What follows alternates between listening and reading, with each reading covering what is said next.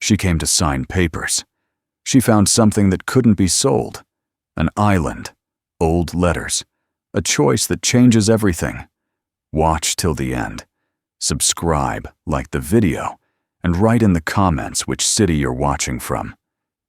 Sarah Miller had learned how to live quietly. Not peacefully, not happily, just quietly. After Daniel died, silence became something solid in her life. Like furniture, she learned to walk around without ever moving. Their small apartment on the outskirts of Seattle was clean, almost bare, as if she had subconsciously removed anything that could remind her of a future she no longer allowed herself to imagine. Pale walls, second-hand couch, a narrow kitchen where the light from the window never fully reached the corners. The only thing she had not taken down was the photograph above the dresser. Daniel stood in it, smiling in that effortless way that used to irritate her because it made everything look easy. He was holding their son, Ethan, who at the time was small enough to fit entirely against his chest, his face pressed into Daniel's shoulder. Sarah did not remember the moment the picture was taken, but she remembered what came after. The sound of the phone ringing, the wrong tone in the voice on the other end, the way the world seemed to narrow until it fit into a single sentence she would never forget. 2 years had passed since then. Enough time, people said, to adjust. Enough time, they assumed, for grief to soften. For Sarah, it had not softened. It had flattened. It no longer screamed. It pressed. A constant, dull pressure behind her ribs that never fully left. Her days were built out of small, manageable pieces. She worked part-time as a bookkeeper for a local accounting firm. Numbers orderly and obedient in ways life no longer was. She paid bills late, but paid them. She made lists she did not enjoy completing. Groceries, rent, school forms.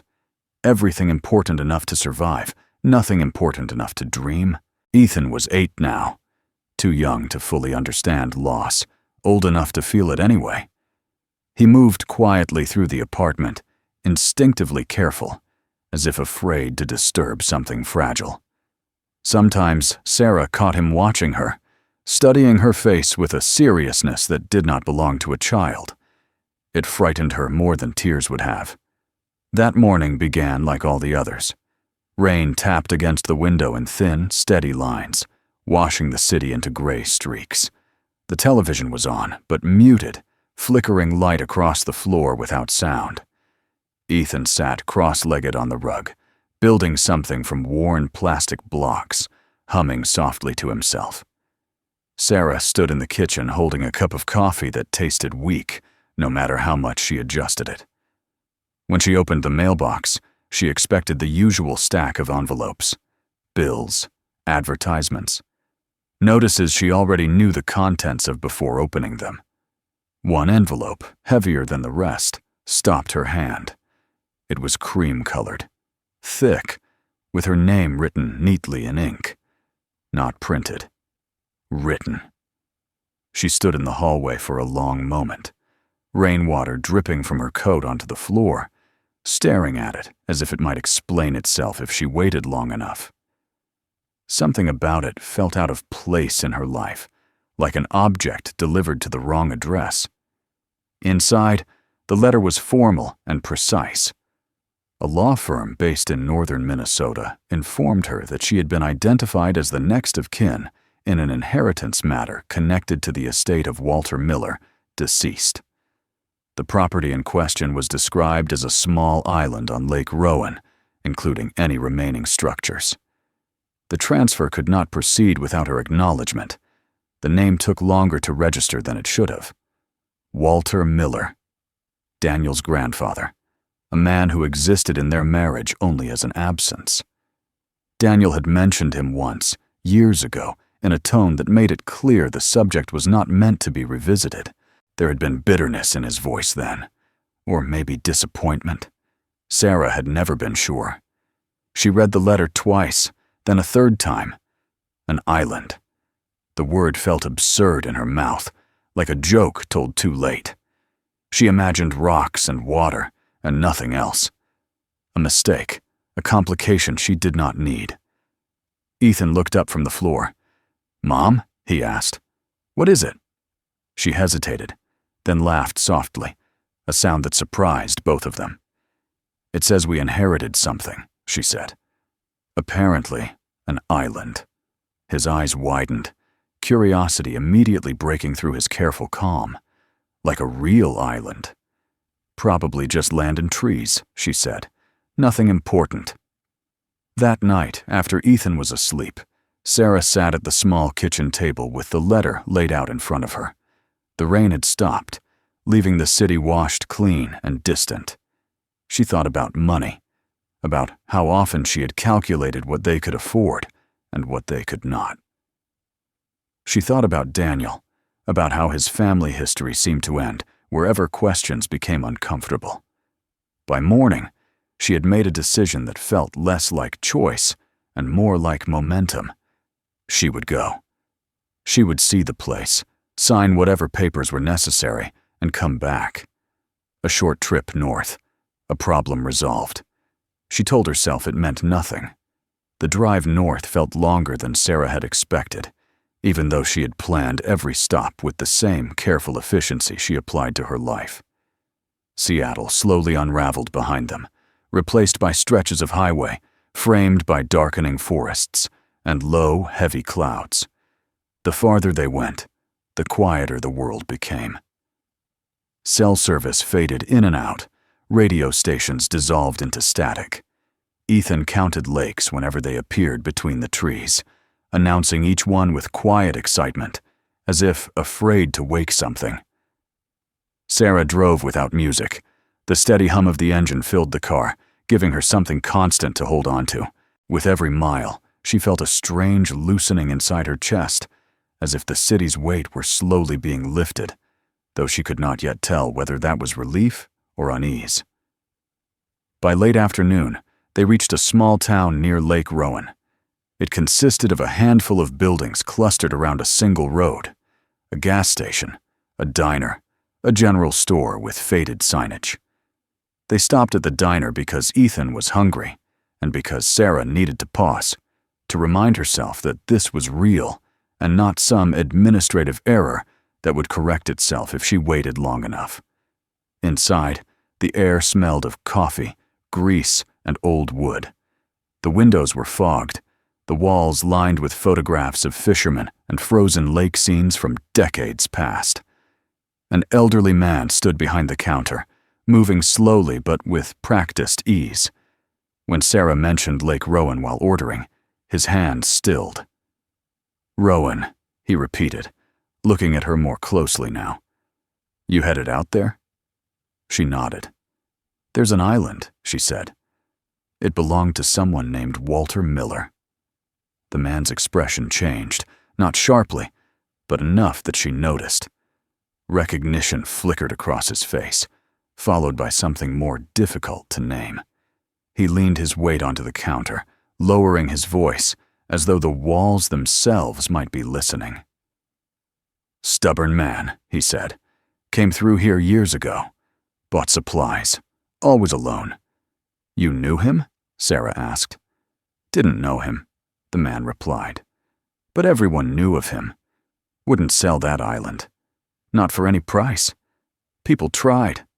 Sarah stirred her coffee, watching the surface ripple. "Do you know why?" The man shrugged. Some said he was holding on to the past. Some said he had nothing else left.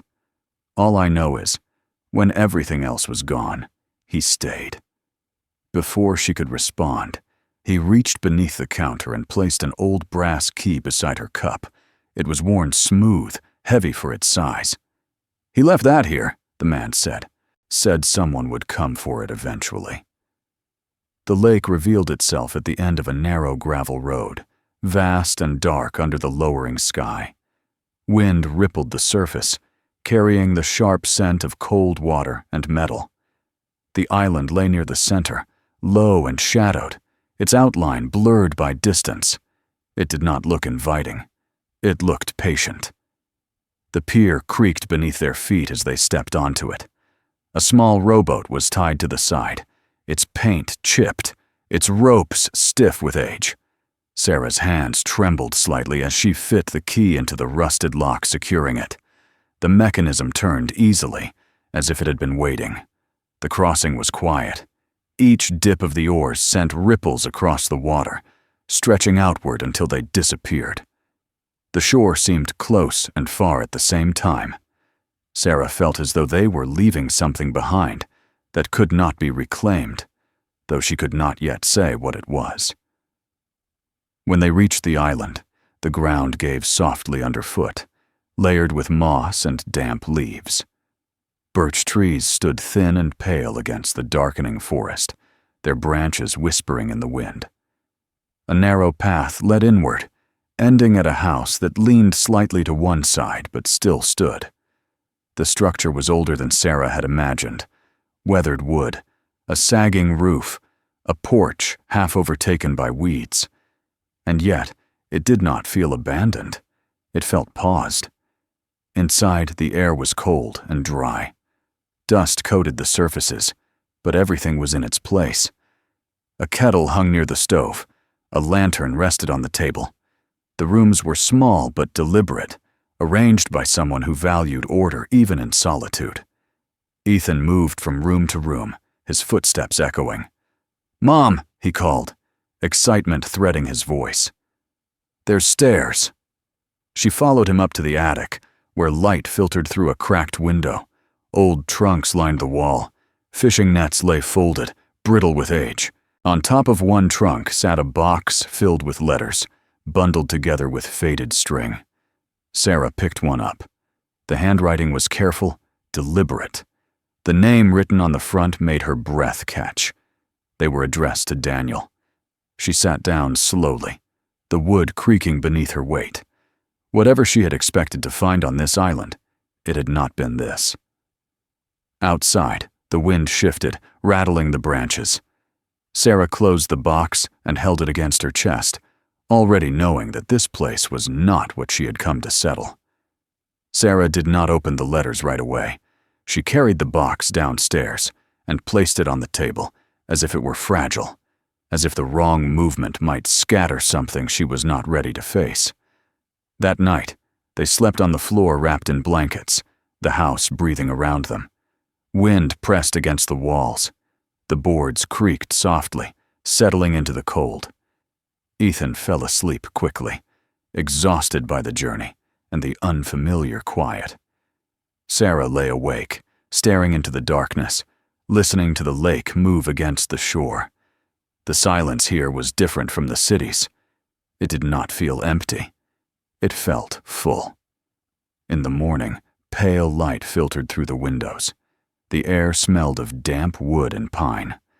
Sarah made a small fire in the stove, using what she found stacked neatly beside it, surprised by how natural the motion felt.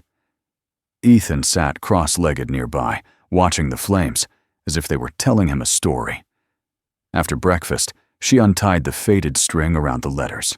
The first ones were simple. Notes about the weather, about repairs that needed doing, about the lake freezing earlier each year. Walter's handwriting was steady, precise, the words economical but careful. He wrote about days that blended together, about storms that tested the roof, about silence that grew heavier with time. There was no self-pity in the early letters, only observation. As she read on, the tone changed. The sentences grew longer, the ink darker in places, pressed harder into the paper. Walter wrote of his wife's death, of the house feeling too large afterward, of the way grief hollowed spaces where voices used to live. He wrote about his son leaving, about years passing without contact, about the weight of waiting. "This island is the last place where I still belong," one letter read. "If I sell it, there will be nothing left that remembers me." Sarah paused, the paper trembling slightly in her hands. She thought of Daniel, of his reluctance to speak about his family, of the quiet distance he had always carried inside himself. She saw now that it had not appeared from nowhere. It had been inherited, shaped by years of silence that had never been broken. They stayed. One day became 2, then 3. Sarah told herself she would leave after the weekend, but the thought felt increasingly hollow. She and Ethan began to move through the house as if it were theirs, sweeping floors, opening windows, letting light reach corners that had been dark for years. She found jars of nails, coils of twine, a rusted hammer that fit her hand better than she expected. Ethan changed first. He ran along the shoreline, laughed loudly, spoke without checking her face afterward. He asked questions about the island, about the man who had lived here, about his father. Sarah answered when she could. When she could not, she listened. They began clearing a small patch of land near the water. It was not a decision so much as an instinct. Walter's letters mentioned plans, sketches he never finished. Sarah found them rolled carefully in the boathouse, drawings of a simple structure, solid and square, meant to withstand isolation rather than beauty. At the bottom of one page, a single sentence was written in the same careful hand. A home strong enough to endure being alone.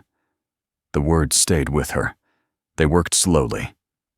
Ethan gathered branches. Sarah dragged fallen logs aside, her hands blistering, her muscles aching in ways they had not in years.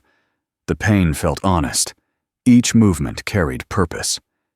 In the evenings, they sat by the fire, the lake reflecting the sky's fading light. Sarah read the letters aloud sometimes, her voice steady, letting Ethan hear the words his father never had. One afternoon, clouds gathered without warning. The wind shifted, sharp and restless. By nightfall, rain lashed the island, driven sideways. The house groaned under the pressure. Sarah moved quickly, closing shutters, calling for Ethan to stay inside. Then came the crack of splitting wood.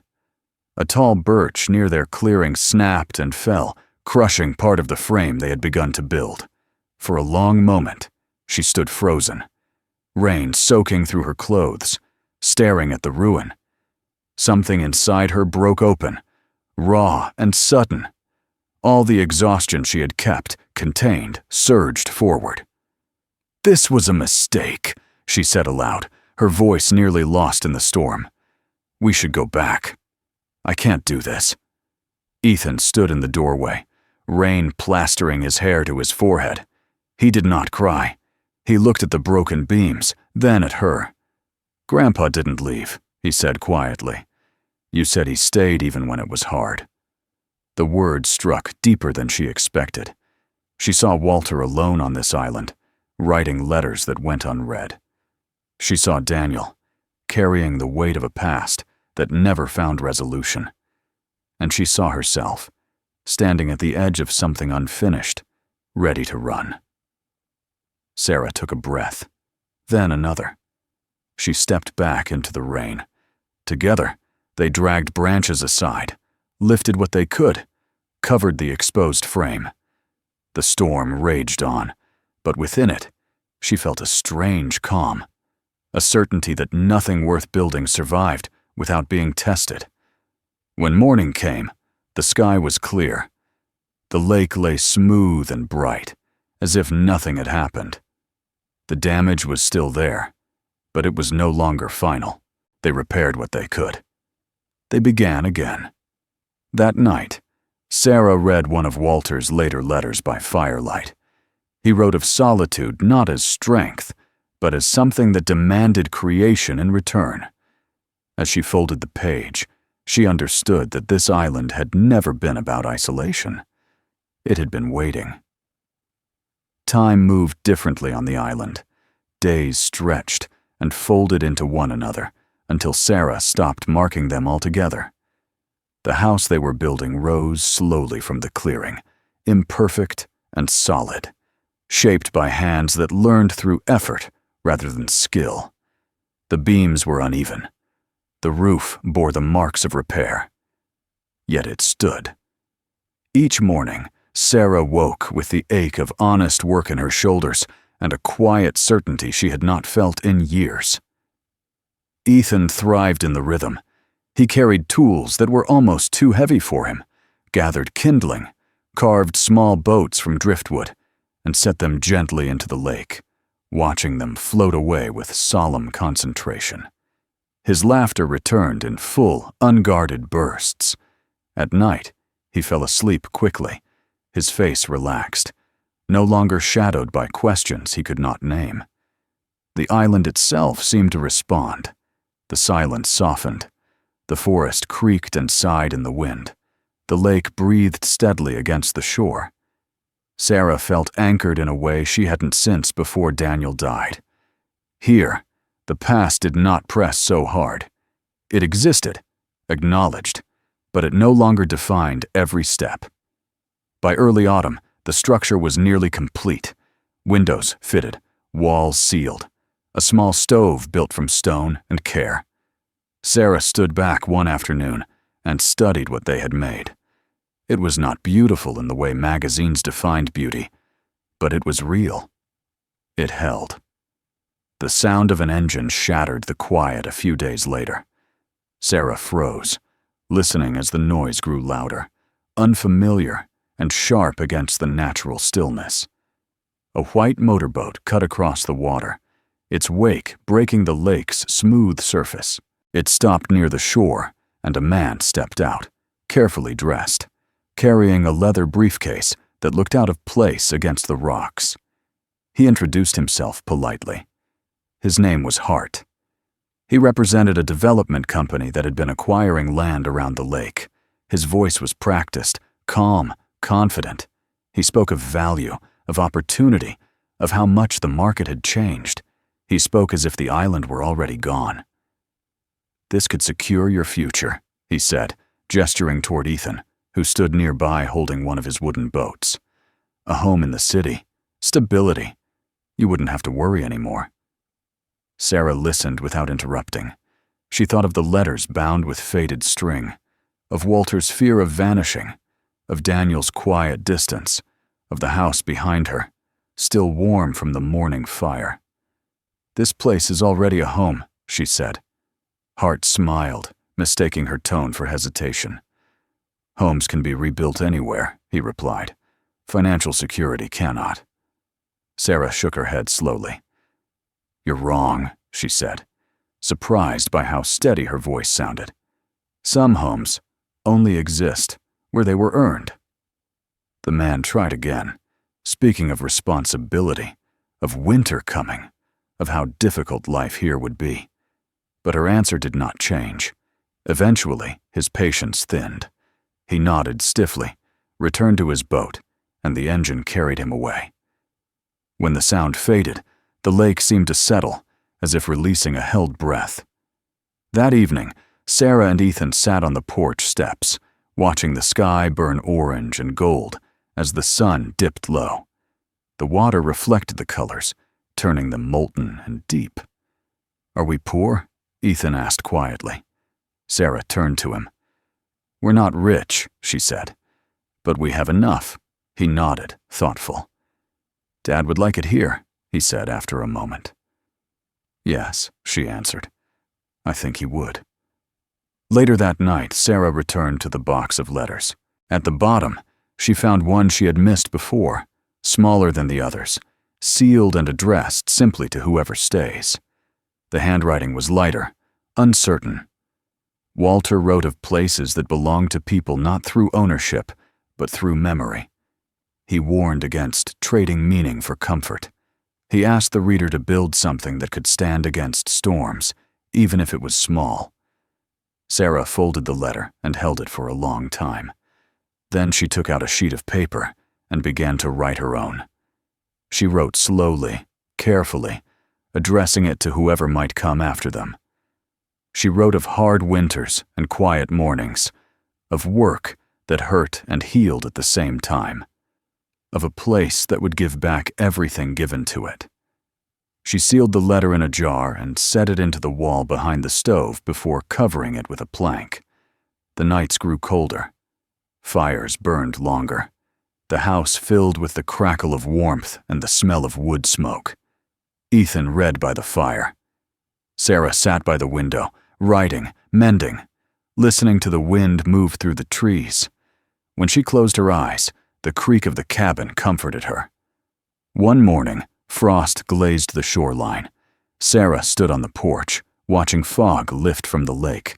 Ethan joined her, wrapped in a blanket. "Winter's coming," he said. "We'll be ready," she replied. They stood together as the sun broke through the mist. The island no longer felt like an inheritance. It felt like a beginning, a place chosen, not claimed. As the light spread across the water, Sarah understood that the land had never been the gift. The gift was the chance to stay, to build, to remember, and to live forward. Some places aren't owned, they are kept. If this story moved you, subscribe and like the video. Write your city in the comments.